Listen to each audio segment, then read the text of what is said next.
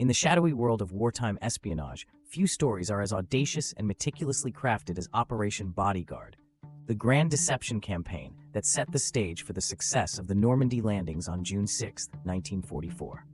This elaborate ruse aimed to mislead Adolf Hitler and the German High Command about the exact location and timing of the Allied invasion of Western Europe, ultimately ensuring the success of the largest amphibious assault in history. The mastermind behind Operation Bodyguard was Sir John Masterman, head of the British double-cross system, which involved turning captured German agents into double agents working for the Allies. Masterman, alongside his skilled colleagues in the 20 Committee, XX Committee, orchestrated a plan that would exploit the German reliance on human intelligence.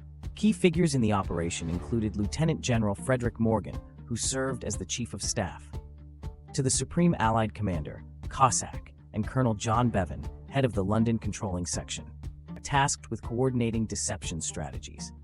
Bevan's team, with the aid of the adept British actor and camouflage expert Jasper Maskelyne, devised several sub-operations under the Bodyguard umbrella.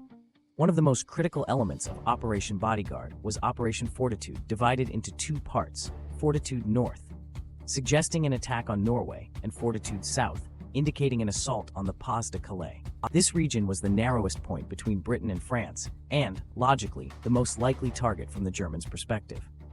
The deception aimed to divert German forces away from Normandy, the actual invasion site. Fortitude South's success relied heavily on the creation of the 1st United States Army Group, FUSAG, a fictitious army, commanded by the flamboyant General George S. Patton. Known for his aggressive tactics, Patton was the perfect choice to lead this phantom force, as the Germans believed him to be the Allies' most capable commander. Fake radio traffic, double agents, and a fleet of inflatable tanks and planes were employed to create the illusion of a massive force gathering in southeast England. Among the double agents, perhaps the most notable was Juan Pujol Garcia, codenamed Garbo by the British and Alaric by the Germans. Garbo, a Spaniard who despised both fascism and communism, managed to convince the Germans he was a valuable informant.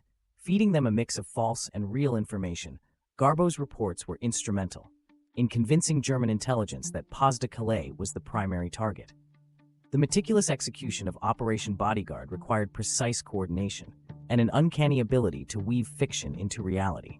As the Allies amassed real forces in southern England in the spring of 1944, they carefully maintained the facade of troop movements and supply buildups in other areas. This operation created a strategic dilemma for the Germans, forcing them to spread their defenses thinly across the coast of Western Europe. The crescendo of deception peaked on June 5, 1944, when Garbo sent a critical message to his German handlers.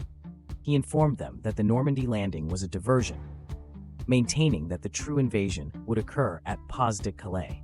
Such was Garbo's credibility that German forces remained on high alert at Calais, even after the landings in Normandy began. On June 6, 1944, as Allied forces stormed the beaches of Normandy, the success of Operation Bodyguard became evident. Despite initial fierce resistance, the Germans were caught off guard by the scale and location of the assault. The deception allowed the Allies to establish a crucial foothold in Europe, marking a turning point in World War II.